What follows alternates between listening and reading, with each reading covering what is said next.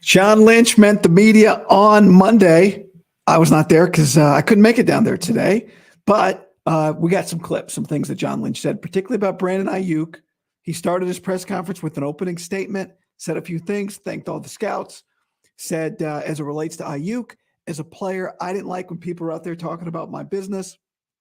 So we're going to be respectful of Brandon and we're going to keep it in-house. But we're working on things. Then the question started.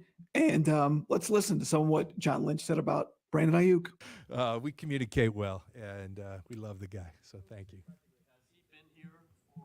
He's not. Yeah, he's not here right now. No. But has he been here previously at all? No. Yeah. Sure. We receive calls about a lot of players. Yeah. Given permission to his side to go. I'm not going to get in all those details. We're really focused on BA being part of us. He's under contract, and we're looking forward to that. Hugo and Nick both said the years with their contract things went into the summer or Yeah. even later that it impacted the way they played that season. Yeah. It negatively impacted the way they played that season. Right. Knowing that, does that give any just in terms of the timeline of trying to get something done with BA? Does that? Yeah, I think that's important. I think there is, human nature is that deadlines force these things, but I think you can always learn from situations, and you'd be a fool not to. I'd like to have our business tidied up at a little.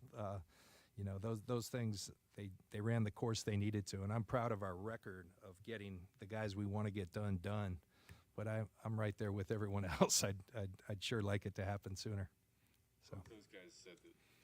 It kind of affected them going into the season, not having a normal routine and, that stuff lingering. Is that a concern for you guys if it does linger? Well, both those guys had fantastic seasons, and they're fantastic players. But of course, I just alluded to it. You always want to learn, and if we can get it done sooner, I'm always for that. We all are. All right, so there was John Lynch. A few things there. I thought it was interesting that the second he got asked if you've given his agent permission to seek a trade, he said, "Oh, well, I'm not going to talk about it." And it's tough. He's in a tough spot, right? You say, "I'm not going to talk about it." Some people ask you some questions. You answer some questions. I think the agent for Brandon Aiyuk, Ryan Williams, in a tough spot too, right? There've been a couple reports that he demanded a trade. He comes out and says, "No, these reports aren't true." But then you put yourself in the position where you either address everything or you address nothing. And once you start addressing some things, well, you don't address everything. It's almost a comment by no comment. And so, it's interesting here where Lynch says, I'm not going to talk about that. I think it's reasonable to expect that if you've got a relationship and you're trying to gauge the market, that you tell that an agent, that there was an understanding, I think, of some level of back channeling that occurs for people to try to figure things out. Right? What is our value? How much leverage do they have? Because if you're the agent, you want to know the offers that are potentially out there because that contributes to your leverage. If you know there are 4 teams out there that would trade a first-round pick for Brandon Aiyuk and would give him a top-of-the-market contract that he wants, then that gives you more power to say, no, we're not taking your offer. If you go out there and you do your digging and you find out nobody wants to give you a first round, no one wants to give the Niners a first round pick, and somebody might give them a second to pay you $26 million, but no one's going to give you a first. You're getting the same information the Niners are getting, right? If you're the agent, you're trying to get the information that the 49ers have. And even though they're transparent, and even though they got a good working relationship, if you're Ryan Williams, Aiyuk's agent, you can't trust that John Lynch is telling you, hey, no one's calling an offer in a first, man, so you might as well take our offer, right? You got to kind of go out there and dig around and say, well, actually, the Jags at 17, everyone brings up the Jags are the original team, so I'll use the Jags. The Jags at 17, they'll do it. You just say the word, they'll offer you 17, right? If you know that and you're the agent, that gives you leverage. So, there's a difference between demanding a trade and just saying, hey, you're going to turn me into the league if I do some digging. And you go, no, in the interest of being fair and being transparent, go find out. He's asked, have people called? And people call about all kinds of players, reminiscent of a couple of years ago, right? The Trey Lance draft where Kyle Shanahan was there and said, anybody could be traded, including me and John. Anybody could be gone. including himself and including John Lynch. So, you know, a little reminiscent of that, but you got to expect that they've received calls. They have a good idea what's available. If they're interested in a trade, then it becomes about, do they have a player targeted? Is that player available there?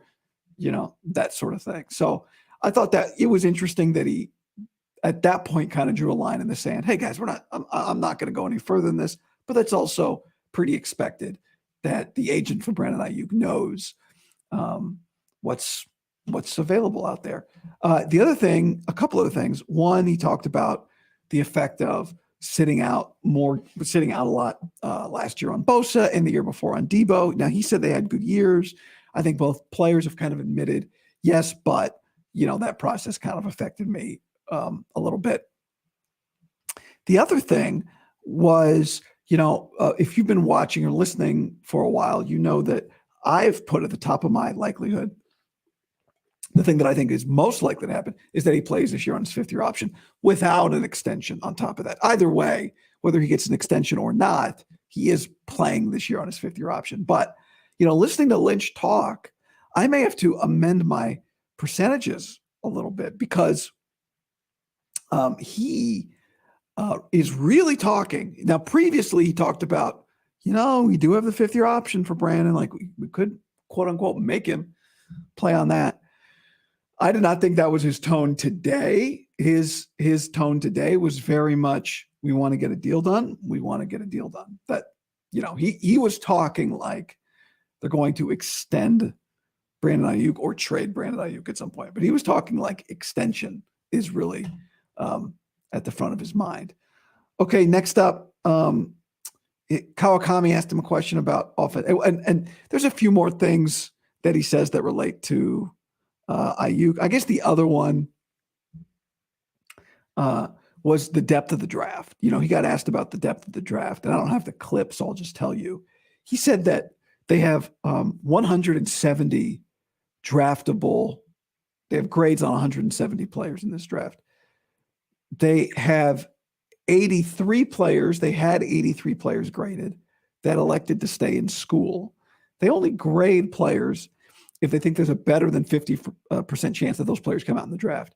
So the fact that they graded 83 players that are not in this draft, Lynch explained, is an example of how attractive staying in school can be for guys because you can make money. So because of that, and this has happened in years past, because of that, this happened in the COVID year draft too. Because of that, he said the later rounds, and I think this has probably happened in every draft since the COVID year, and will probably stop happening starting next year a little bit because you've had multiple things happen at once. For those of you that don't college football, don't follow. If you do, then you know this.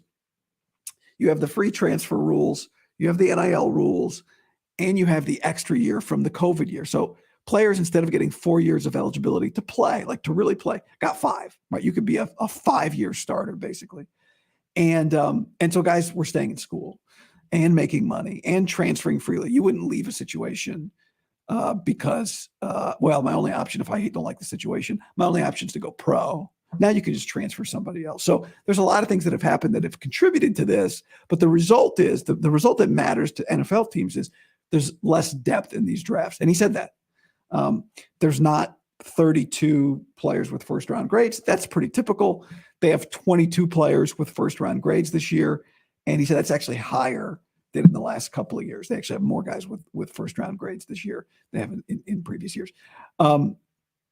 So with that in mind, I think Grant asked him a question about, well, what's your philosophy on trading back? And he said, well, basically what he said is this year, if you're trading back, it may be that you're trading back to get more picks, right? So let's just say you go from 31 to 44, so you can add a few more picks, but only so that you can move back up later. Trading back into the middle and late rounds of this draft is not maybe all that fruitful because it's not that deep of a draft. And that's where I think it makes it interesting for their 4th round picks. They have pick 124, they have pick 132, they have pick 135. These are the end of the 4th round. So that's where a player who maybe in other years people would say, well, maybe Luke McCaffrey, right? We'll go in the 5th round. The Niners may look at it like, We got 124, 132, 135. Do we use a couple of those picks, one of those picks on a guy that's maybe a fifth round guy, but he's not going to be there for us at 176? Do we just draft him at the end of the fourth round? Or do we use 124, 132, 135? Do we use two of those and our 94th pick to move up a little in the third round? So I think based on what he said today, that's what I expect. I expect them to maybe use one of those fourth rounders to move up a little, maybe use two of them to move up a little bit. It sounds like right around the end of the fourth round is where they're going to run out of players that they really like. So I would expect some interesting action there. Okay, here is what he said about Kawakami asks him a little bit here about the offensive line. Oh, no, that's the wrong one. Hold on. Here we go. Kawakami offensive line. This is clip 4. Okay. Part of the question you probably won't want to answer is, given what you have, would you say in a draft that has a lot of good tackles, you're going to want to get one? I think it's good tackles. It's good linemen. And I the interesting thing with those linemen in this draft, we think a lot of them have flexibility to be tackles and or guards. And so that's nice that you take somebody with some versatility, I think. So that's, I think there are some options. And part of the draft is not always for this, you're not always drafting for the immediate. Sometimes it's drafting for future needs. And so we have to be cognizant of that. We got to be smart with that in terms of how we allocate our resources. We have 10 picks. You start asking yourself how many of those can make our team, and how do we want to approach that? And that's part of what makes this whole thing so fun and enjoyable. I do think a strength of this draft, to me, a lot of premium positions are strong, and so that's exciting. Every draft's different. A lot of premium positions are strong. So, that sounds to me like, hey, there's a guy, we might like a guy in the second round that maybe he's a guard, maybe he's a tackle, but either way he's a good player.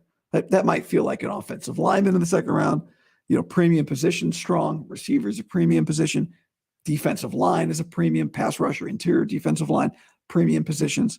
So, he's obviously going to be very careful here to not give out hints. But, I don't know that they do. They don't seem too preoccupied with misleading people with some of their comments. Kyle came out a couple years ago and was like, basically said, here's all the reasons I like Mac Jones. Didn't draft him, but those were his real feelings. Okay, next up. Let's see. Is there anything else I want to say about that? Oh, he said you're not always drafting for the immediate.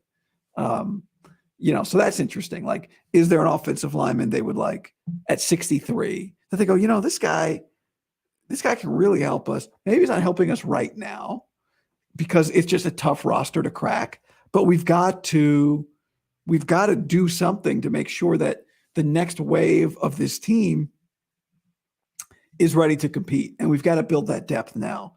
So, it sounded to me as someone who's thought, O-line first round, sounded to me like actually that's not where his head's at.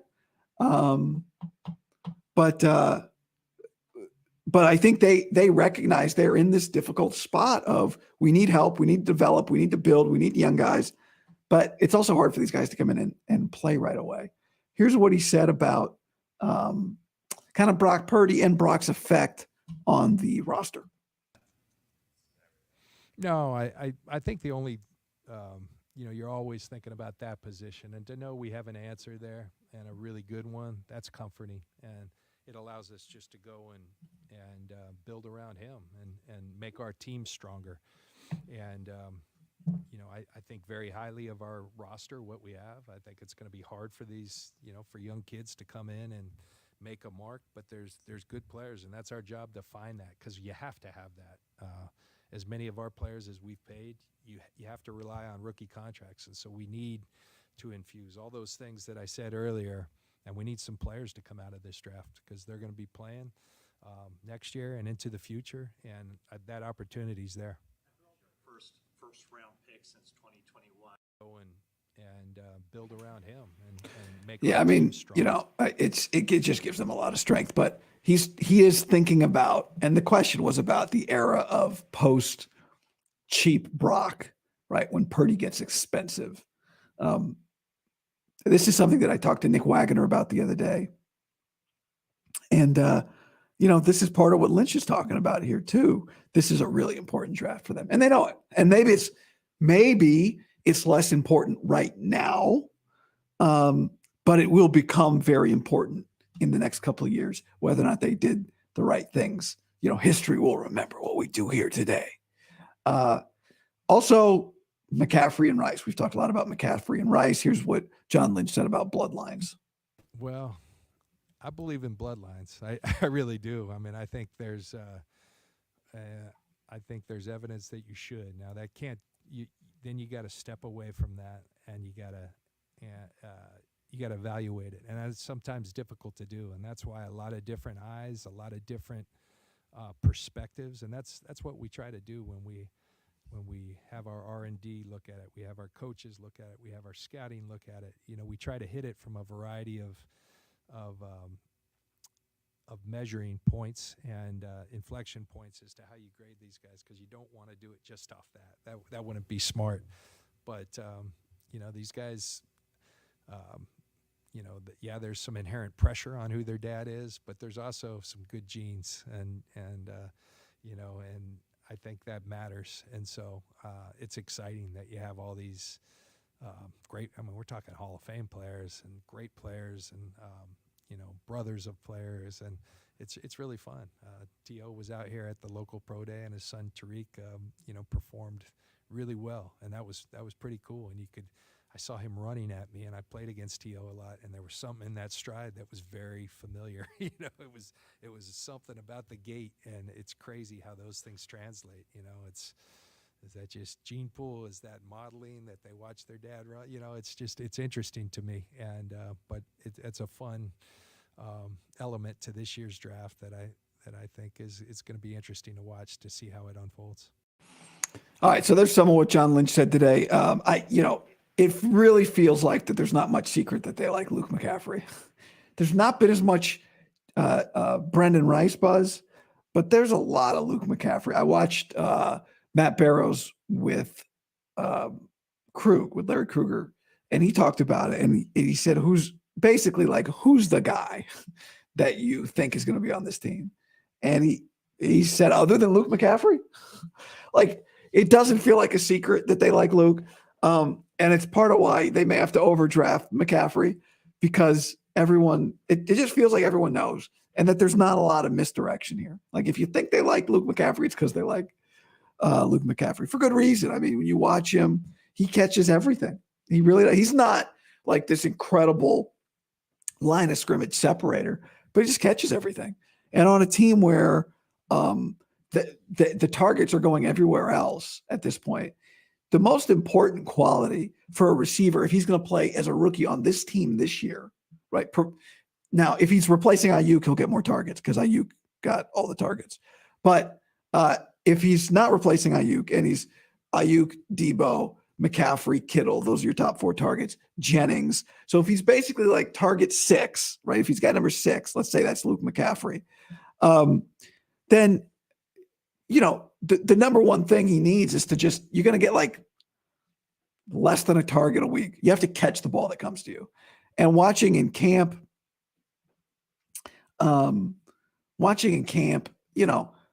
Gray was inconsistent catching the ball. Ronnie Bell was inconsistent catching the ball. Now, Ronnie Bell was a 7th round pick, but that's going to be the number one quality. If you're going to be a receiver on this team that's going to contribute immediately, you're not going to get a lot of opportunities. So you have to catch the ball when it comes to you.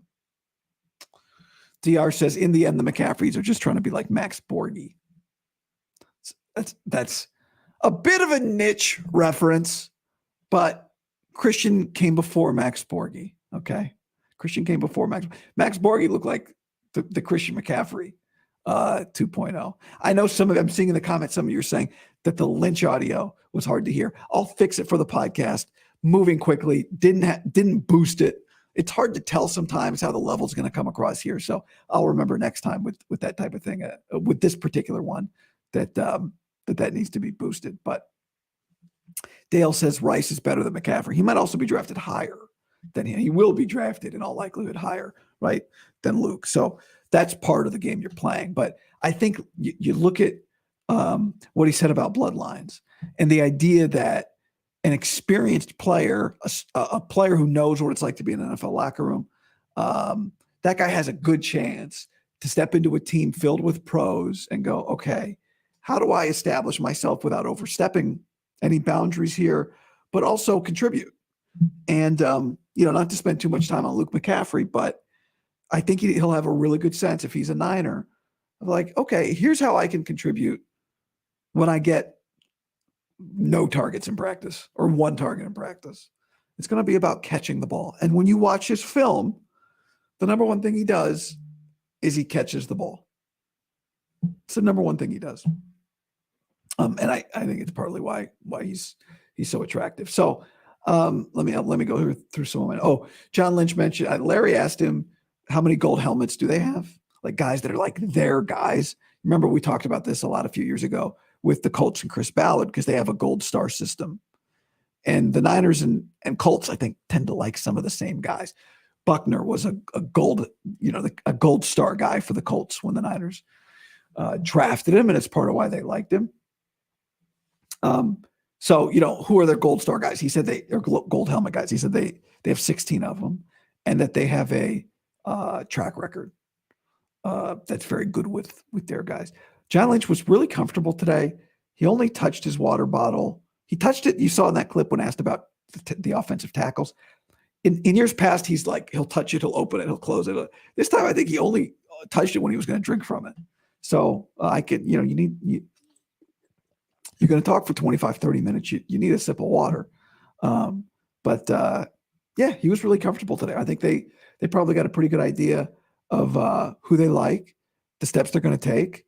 Now, the thing starts and you got to be agile, as he said, but they're at 31 and they know at 31, we're either not getting a first round grade guy or we got to move up for a first round grade guy. Equavista Super Chat says, you sound like Trent Baalke, my favorite GM. Thank you.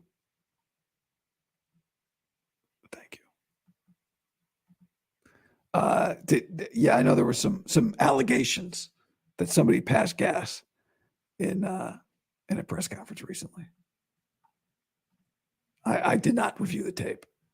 I once reviewed the tape of the Jim Tom Sula, the Jimmy T, and somebody did a deep dive. I don't remember who. Somebody did a deep dive on the Jim Tom Sula press conference to determine had there been an event, a flatuous event. And the answer was no. I don't remember exactly what it was like. It turned out that, a reporter had moved in his chair, some piece of equipment or, something like that. That was the result of the 30 for 30. But all right. So there's our summaries. I listened to him and I go, maybe it is more likely they extend Aiyuk than I thought. I listened to him and he says he anticipates Brandon Aiyuk being on the roster at the end of the week, but I think you have to listen to him and go like, yes, they will have a trade conversation about Brandon Aiyuk on Thursday night. And I think they know ahead of time what that trade conversation will look like, right? In other words, they know the team or teams that are willing to trade a first round pick for Brandon Aiyuk. They know that now. If there's anybody, they know if there's anybody. They know if a team says, boy, we really like wide receiver Y. If he's there, we're taking him. If he's not, then we'll talk about Aiyuk, right? Like, let's say you're team X, not the Niners, you're another team. You like Roma Dunze more than yeah, but you don't like any of these other guys more than Aiyuk. So, okay, maybe then we'll take Aiyuk. And the Niners know where the value is in the first round.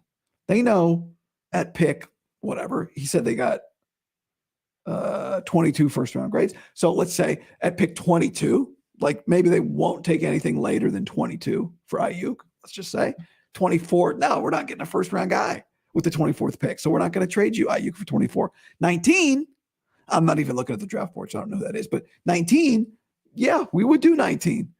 But they're going to have targeted players, right? So it's possible that that a specific player has to be there. So if they're going to trade Aiyuk, 19 is the Rams. That deal's not happening. But if they're going to trade Aiyuk, it's not going to happen until somebody's on the clock. I think we can say that pretty safely. Like, they're not trading Aiyuk an hour before they are trading Aiyuk when there are 5 minutes on the clock, and the Raiders are drafting at 19, and the Raiders are like, oh wait, LAR means Rams again. Sorry, I don't know why I keep saying not Rams. 20, let's say Pittsburgh. I don't think that one's happening, but let's just say Pittsburgh's on the clock. There's a receiver or a tackle they like there. They can get, well, they're not going to get Fuanga that late. Denver at 12. They just got Zach Wilson. Let's say Denver at 12. That's when it's going to happen, when they're on the clock. So he's not. It is not over. It is not over as it relates to Aiyuk. Michael asks, do you think he seems lonely without Adam Peters this year? Well, Adam's never up there with him. So no, I mean, he listed all the scouts. I think they are swimming. These guys are swimming in information, in grades, in hypotheticals, in scenarios, in trade possibilities. They're drowning in it. Adam's busy. Adam's trying to figure out, like, I think he's taking Drake May, but in Washington.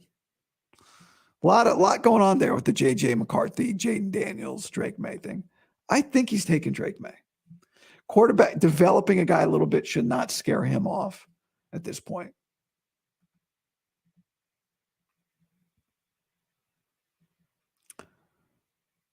Comment, Luke does have that football heart, though he does, coming from that family. I think they would like a guy. He was a running quarterback turned receiver who can catch. That's a pretty unique skill set. And yeah, I mean, he feels like a lock, just given that he doesn't feel like he needs a lot in order to produce, right? It's a guy that was not a receiver, became a receiver, and then immediately became a productive receiver. So you don't have to focus on, you don't have to give him much attention. You don't have to throw him a lot of balls. You don't have to give him a lot of instruction. I mean, it probably could use the weight room a little bit, but everybody can.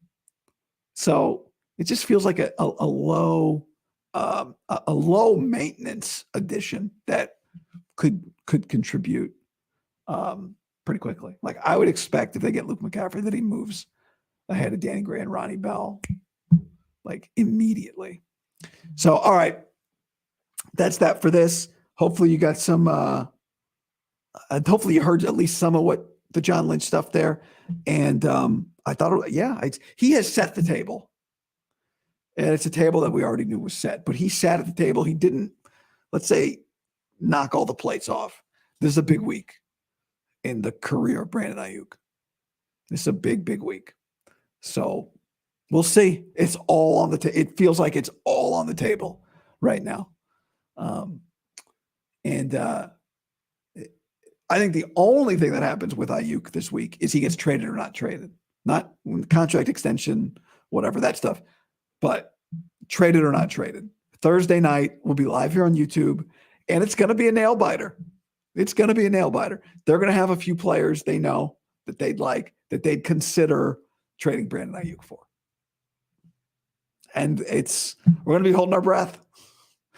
Are those guys available? But they have to be available at a point where there's a team that would trade them for Aiyuk. And we'll talk about that'll be kind of the live play-by-play that we're going through here on Thursday night. Can't wait for it. If you're here on YouTube, appreciate it. Like the video. If you're new here, subscribe to the channel. Thank you. If you're listening to the podcast, thank you. Appreciate y'all. And I'll talk to you soon. Later. Oh, by the way, if you missed it, had a conversation about tight ends this morning with my buddy Evan Moore. I thought he was really good, really insightful. So if you missed that, check that out as well. And I tip my cap. Talk to y'all later. Bye.